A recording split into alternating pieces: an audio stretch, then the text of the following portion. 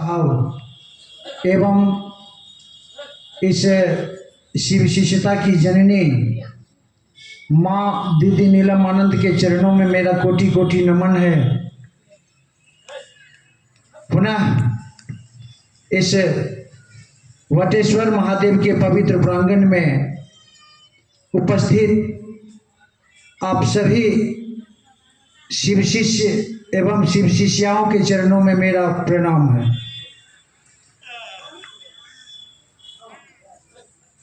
आज नव वर्ष का प्रारंभ हो चुका है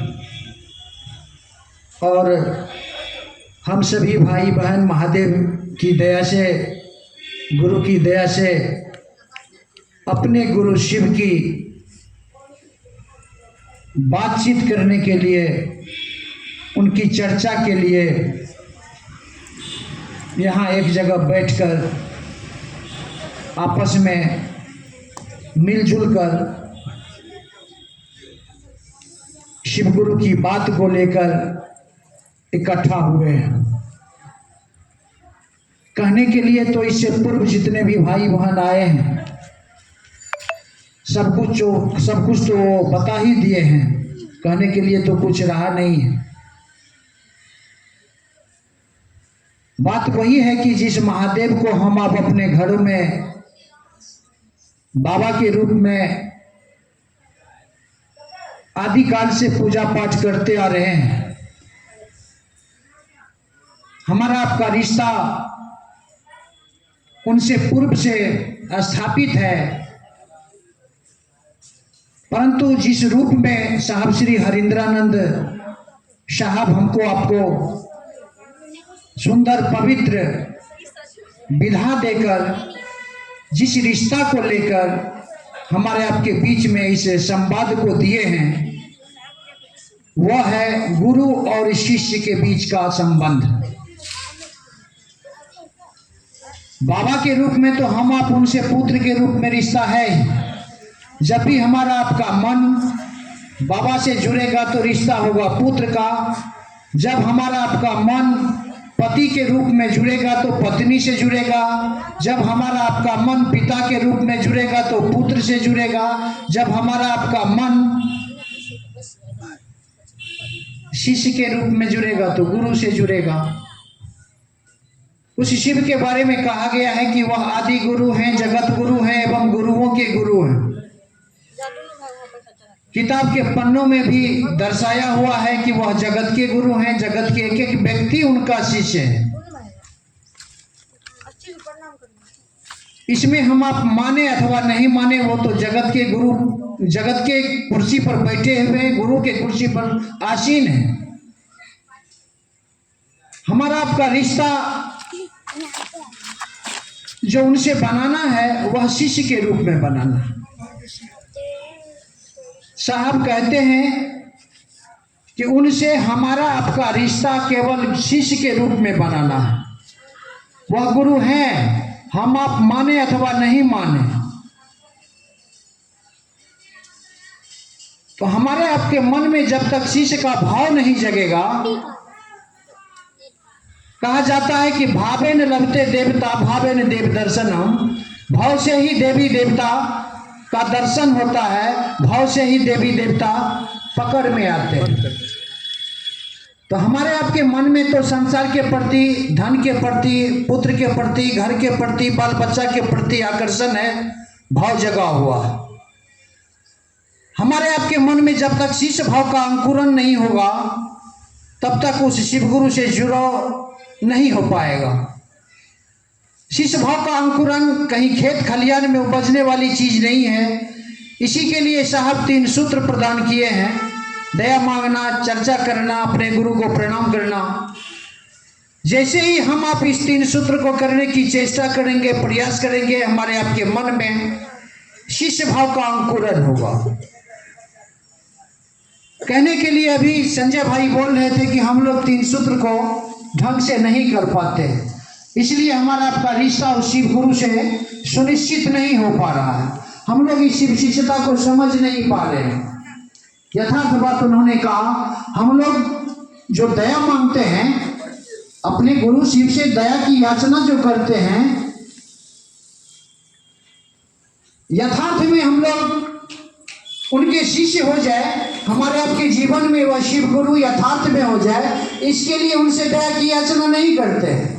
हम लोग आलतू फालतू अनाप शनाप अगरम बगरम के लिए उनसे दया की याचना करते हैं।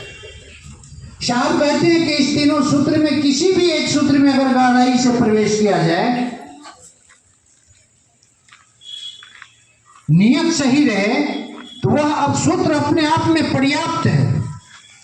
जैसे पहला विधा है कि हे शिव आप मेरे गुरु हैं, मैं आपका शिष्य हूं, मुझ पर दया कर दीजिए। इसमें अगर सचमुच में हम आप उनसे दया की याचना कर रहे हैं, तो उनकी दया तो हमको आपको शिव बना देगी। साहब एग्जाम्पल देके बताए हैं कि मान लीजिए कोई लड़की एक लड़का से प्यार करता है, या कोई लड़का एक लड़की से प्रेम करता है, दोनों स्थिति हो सकती है, और किसी कारण बस दोनों में बिखरा हो गया, और उनमें उनके दिल में जो व्याकुलता पैदा होती है, चाहत पैदा होती है, अगर यह व्याकुलता हमारे आपके मन में उस शिव गुरु से शिष्य के रूप में जुड़ने के लिए हो जाए, तो हमको आपको शिव होने से कोई नहीं बचा सकता। लेकिन ऐसा होता नहीं। हम लोग दया मांगते हैं कि सरकार ऐसी दया कर दीजिए कि हमारा भैंस पाज नहीं करता, बकरी घास नहीं खाती है, मेरे बेटा को पेट में दर्द हो रहा है। साहब कहते हैं कि हम यह नहीं कहते कि आप उनसे दया की याचना मत करिए। इसके लिए शिव को गुरु बनाए हैं तो कहेंगे किसको? उनको नहीं कहेंगे तो किसको कहेंगे? दुनिया मांग के ले ही रहा है, भगवान गया, राम गया, कृष्ण गया, सब कुछ ले ही रहा है, हम लोग क्यों नहीं लें? लेकिन मूल चीज को ही हम लोग छोड़ देते हैं, जिसके लिए हमने दया दिया है मांगने के लिए। आप शिष्य होने के लिए उनसे दया क्यों नहीं मांगते हैं? वो आपके जीवन में यथार्थ में शिव गुरु हो जाए, आप उनके शिष्य हो जाए, इनके लिए दया नहीं मांगते हैं। फालतू फालतू के लिए हम लोग दया मांगते हैं। दूसरा विधा है चर्चा करना। चर्चा हम लोग क्यों करते हैं?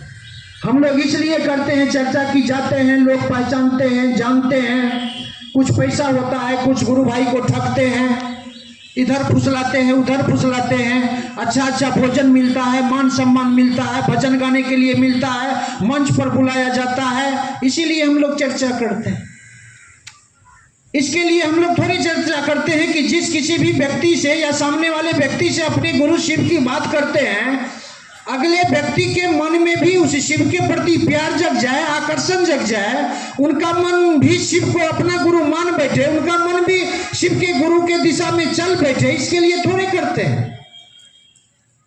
शिव शिष्यों की आंतरिक चाहत होती है कि अगला व्यक्ति भी उस सर्वोच्च गुरु को अपना गुरु मानकर अपना शिष्य भाव अर्पित करे। वह व्यक्ति भी अपने जीवन के दुख दर्द कष्ट पीड़ा को दूर करे, परेशानी को दूर करे, शिव गुरु के दिशा में चले, शिव शिष्य बने। तीसरा विधा है अपने गुरु को प्रणाम करना। नमः शिवाय से 24 घंटा में 108 बार, जब आपको फुर्सत मिले, आप स्नान किए हैं या न किए हैं कोई फर्क नहीं पड़ता है, आप जहां चाहते हैं वहीं बैठ के अपने गुरु को याद करके उनको नमः शिवाय से प्रणाम करें। अगर आपका मन प्रणाम करे या न करे, जिस मंत्र को आप जपते हैं उस मंत्र के देवता क्या है उसको स्मरण करें। हम लोग शिव को गुरु बनाए हैं, नमः शिवाय मंत्र से उनको प्रणाम करते हैं।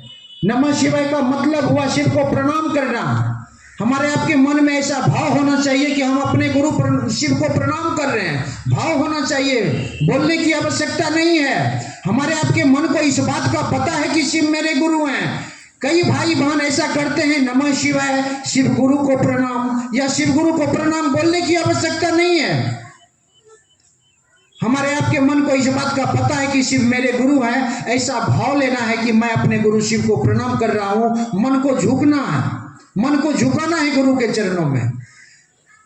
कहा जाता है कि मंत्र वही दे सकता है जो इस मंत्र के देवता से अभिन्न होते हैं।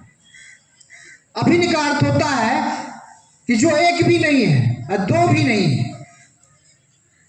हम लोग नमः शिवाय से अपने गुरु को प्रणाम करते हैं। इनके देवता शिव हैं, महादेव हैं।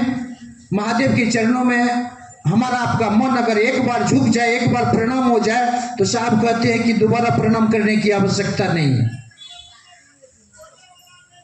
आज हमारे सामने में कुछ ऐसे गुरु भाई हैं, वैसे तो हमारा स्थायी घर नौहट्टा पड़ता है आप ही के जिला के अंतर्गत। 2001-2 में हमारे जटाशंकर भाई बराबर जाते थे नौहट्टा, बराबर जाते थे, 8 दिन 10 दिन पर रेगुलर जाते थे। वहां के कुछ गुरु भाई सब महादेव मंदिर में जाकर के दया की याचना करते थे कि महादेव कब तक हम लोग बाहर से गुरु भाई सबको मंगा के शिव गुरु की बातें करते रहेंगे, थोड़ी सी हमारे गांव घर पर भी दया करिए, कोई ऐसा उपयुक्त पात्र दीजिए जो महादेव का काम करें। हम लोग भी गांव गांव जाकर, दूर दूर जाकर अपने गुरु शिव की बात करेंगे, भजन करेंगे, चर्चा करेंगे। महादेव की दया हुई, समय के अंतराल में हम लोग भी शिव को गुरु बनाए 2001 में। हम 2-3 मिनट का समय लेना चाहता हूं, अपनी शिव शिष्यता की यात्रा को यहां रखना चाहता हूं। कोई लाभ आपको नहीं है, लेकिन हम लोग जो अनुभूति देते हैं, अनुभूति बोलते हैं, कैसे कैसे शिव शिष्यता में आए, क्या क्या परिणाम हुआ, कैसे कैसे हमारा आपका मन समझा कि शिव गुरु है। हमारी शादी सुपौल है, घर नौहट्टा। 16-17 सितंबर को सुपौल के चकला निर्मली स्कूल में कार्यक्रम था। पत्नी उस समय मैके में थी, उनके मन में एक चाहत पैदा हुई कि आज हमारी बड़ी बेटी का नाम वर्षा है, उनके मन में एक चाहत पैदा हुई कि आज वर्षा के पापा आएंगे, हे महादेव ऐसी दया कर दीजिए कि वह आ जाए और हम लोग जाएंगे शिव चर्चा में और शिव को गुरु बनाएंगे। वैसे हमारा पहुंचना हो जाता है। जैसे ही वहां पहुंचते हैं तो वह आश्चर्यचकित हो जाती है कि अभी अभी हमने मन में विचारा था कि आप आ जाते तो हम लोग शिव चर्चा में जाते हैं। तत्क्षण हम लोग 3-4 आदमी मिल के चकला निर्मली स्कूल में गए, नामों का घोषणा हुआ, गुरु भाइयों के द्वारा हमको 3 सूत्र मिला, फटाक से 3 सूत्र के बारे में समझने का चेष्टा किया। फिर गांव आया। 2001 के दिसंबर में साहब का कार्यक्रम कपिलेश्वर में था। कुछ गुरु भाइयों के माध्यम से हमने पांव पैदल कपिलेश्वर आया, वहां साहब दीदी की चर्चा को सुना। वहां से आने के बाद मेरे मन में जो साहब दीदी के प्रति थोड़ी सी दीवानगी पैदा हुई, ललक पैदा हुआ। समय के अंतराल में फिर एक गुरु भाई से मुलाकात होती है। वह गुरु भाई धीरे धीरे बातचीत के क्रम में हमको एक शिव शिष्य का रिफरेंस देने लगते हैं। मेरा मन शिव को तत्क्षण थोड़ा देर के लिए छोड़ देता है। मन ने यह समझा कि शिव को खोजेंगे, वो तो शरीर में है नहीं, उसको कहाँ पकड़ेंगे, कहाँ खोजेंगे। अगर शिव के शिष्य से मुलाकात हो जाएगी, शिव के शिष्य अगर पकड़ में आ जाएंगे तो उनके संगति में रहते रहते एक दिन हो सकता है महादेव की दया हो जाए और उस शिव को समझ लें। तो वह गुरु भाई एक दिन शिव शिष्य के विषय में चर्चा कर रहे थे। चर्चा करने के क्रम में भाई परमेश्वर जी का चर्चा आया कि एक दिन वह शिव चर्चा में जा रहे थे, रास्ते में उसको चोरवा घेर लिया। चोरवा ने चाहा उनकी गाड़ी को छीनना। चोरवा सबके हाथ में हथियार था। तो भैया बोलते हैं कि आप लोगों के हाथ में यह क्या है। तो चोरवा अपने अपने हाथों की तरफ देखना जब शुरू किया तो उनके हाथ में हथियार की जगह सांप लपेटा हुआ था। सबने नतमस्तक हुआ और उसी क्षण शिव को गुरु माना। उन्होंने चोरवा ने कहा कि भैया पहली मुलाकात आपसे है, हमको कम से कम बोहनी कर दीजिए। भैया ने उनको 5 रुपये का सिक्का दिया था। उन लोगों ने शिव को गुरु बना के चला गया। यही कथा वह बेचारे हमको सुना रहे थे। धीरे धीरे मेरे मन में एक उस शिव शिष्य भैया परमेश्वर के प्रति एक आकर्षण जगह, प्यार जगह कि जरा एक बार देखते हैं उनका लंबाई चौड़ाई, रंग रूप, चाल चलन, ढाल क्या है। इसी गुंधुन में हम लगे हुए थे। एक दिन हम घर में आरती कर रहे थे, मुंह से आवाज निकल रही थी, कर्पूर गौरंग करुणावतारंग संसार सारंग भुजगेन रहारंग। और मन में एक विचार चल रही थी कि अभी जो वह शिव के शिष्य भैया परमेश्वर आ जाते और हमको देखते, यह मतलब देखते आरती करते हुए, तो वह हमारा प्रशंसा करते, तारीफ करते कि यह भी एक शिव का शिष्य है जो नियमित रूप से अपना काम कर रहा। मन में ऐसी विचार चली। जैसे वो आरती खत्म होता है, परमेश्वर भैया 2 आदमी के साथ वहां आके खड़े हो जाते हैं साक्षात। मेरे मन में और दीवानगी आ गई कि हमने अभी सोचा ही था, मन में विचार चल ही रही थी कि यह सत्ता आ गए। मेरा मन 8 आना समझ गया। 50% समझ गया कि जरूर महादेव की दया है। महादेव की दया से जो शक्ति थी उनको मान सम्मान किया, फिर वहां से वो चले जाते हैं। अब मेरा मन उनके दिशा में भागने लगा, भागने लगा, भागने लगा। समय के अंतराल में एक दिन हम 2 आदमी के साथ सहरसा निकले कि चलिए आज जाते हैं, परमेश्वर भैया का घर देखेंगे, उनसे मुलाकात करेंगे, बैठेंगे, बात करेंगे। पहली मुलाकात, उसी मुलाकात की खैर से हम लोग 2 आदमी, जून का महीना था, चल दिए। चलते चलते नौहट्टा से जब मत्स्यगंधा पहुंचे तो वहां पर देखे मत्स्यगंधा नदी में लाले लाल कमल का फूल बिखरल था। वहां भी एक मेरे मन में विचार आती है कि सरकार यह कमल का फूल कब हम लोग महादेव पर चढ़ाएंगे। जैसे ही अब मेरे मन में विचार आती है, वह साइकिल रुकती है, हम लोग भर कमर पानी में जाते हैं, वह कमल का फूल तोड़ते हैं और झोला में रख के निकल पड़ते हैं परमेश्वर के दिशा में। उस समय परमेश्वर भैया शायद वो वकालत करते थे कोर्ट में। बहुत पता करने के बाद जब उनका टेबल मिला तो ठीक 10-15 मिनट के बाद भैया आते हैं कोर्ट से और हम लोगों को पूछते हैं कि आप लोग कहाँ से आए हैं। तो हम लोग बताते हैं कि हम लोग नौहट्टा से आए। फिर पूछते हैं कि आप लोग कितने आदमी हैं, तो हमने कहा कि 2 आदमी हैं। फिर पूछते हैं कि आप लोग कौन सी से आए हैं, तो हमने कहा साइकिल से आए हैं। तो भैया बोलते हैं इतनी बड़ी धूप में आप लोग साइकिल से आए हैं तो महादेव, तबीयत खराब हो जाएगी तो महादेव का काम कौन करेगा। और मेरे मन में उतावला हुआ कि इन सत्ता के मन में इतनी बड़ी दीवानगी है कि गुरु भाई के प्रति, जिस माता पिता ने हमको पैदा किया है, उनके मन में इतनी चिंता हम नहीं देखे थे जितनी चिंता उनको देखे। संजोग देखिए 2 घंटा के बाद वह रांची जाने वाले थे। उस समय 2002 में साहब रांची में ही रहते थे। और भैया कहते हैं कि यह झोड़ा में क्या है। हमने कहा कि भैया कमल का फूल देखे थे, उसी को तोड़ लिए। उस फूल को, कमल का फूल को भैया लेके वहां रांची चले जाते हैं। उसी दिन 2 घंटा के तत्पश्चात। और जब रांची जाते हैं उस फूल को लेके तो साहब पूछते हैं कि परमेश्वर जी यह फूल किसने लाया। तो भैया कहते हैं कि गुरु भाई लेके आए हुए थे। साहब कहते हैं दीदी को कि नीलम इस फूल को महादेव पर चढ़ा दो। देखिए कैसे विचार मन में पैदा होता है, कैसे फूल चढ़ता है। हमको एक सिस्टम पकड़ा गया, हमको एक सिस्टम माध्यम पकड़ा गया कि यह व्यक्ति, यह सत्ता से अगर हम जुड़ के रहेंगे तो एक दिन महादेव का शिष्य हो जाएंगे, महादेव के सानिध्य में चले जाएंगे। वही हुआ। समय के अंतराल में आते रहे। एक दिन की बात है, 2002 की बात है, 2003 की बात है। साहब रांची से पटना चले आए थे। 2-3 महीना के अंतराल में भैया बोलते हैं फोन पर हमको कि अब तो साहब रांची से पटना आ गए हैं। थोड़ा सा भी आपके मन में जिज्ञासा नहीं जगता है, सेहनता नहीं लगता है कि साहब अब पटना आ गए हैं, नज़दीक में आ गए हैं। कभी कभार 2-4 महीना पर या 1 महीना पर वहाँ जाए, साहब के नज़दीक बैठे, बातचीत करें, उनका दर्शन करें। हमने तत्क्षण भैया को बोले कि हम जाएंगे तो आप ही के साथ में जाएंगे, नहीं तो नहीं जाएंगे। भैया बिगड़ जाते हैं कि आप मेरे साथ में क्यों जाइएगा, आप चेला बनिएगा महादेव के कि परमेश्वर के। हमने कहा कि महादेव का बनेंगे चेला। फिर धीरे धीरे टाल मटोल कर दिए बात को। धीरे धीरे समय के अंतराल में वह हमारे मन में उस साहब दीदी के प्रति प्यार पैदा करने लगे। चलते समय के अंतराल में विशेष हम व्याख्या नहीं देना चाहते हैं। चलते समय के अंतराल में उस साहब दीदी का जो हमको प्यार मिला है, जो सानिध्यता प्राप्त हुई है, हम शब्दों में तो बखान नहीं करेंगे। हम साहब दीदी से यही दया की याचना करते हैं कि सरकार जन्मों जन्मांतर तक इस मन को आप अपने चरणों में बनाए रखिएगा। हमारा मन आपके चरणों से जन्मों जन्म तक सटा रहे, हमारा मन आपके चरणों से लगा रहे, हम गुरु का कार्य करते रहे, आपके इशारे पर चलता रहे, सदा आपका दिशा निर्देशन मिलता रहे। यही हम पर आप अपनी दया बनाए रखिएगा। बहुत हमारे आपके गुरु भाई सब यहाँ पर हैं, पहली बार आपके गांव में आए थे। परमेश्वर भैया के नज़दीक जाते हैं।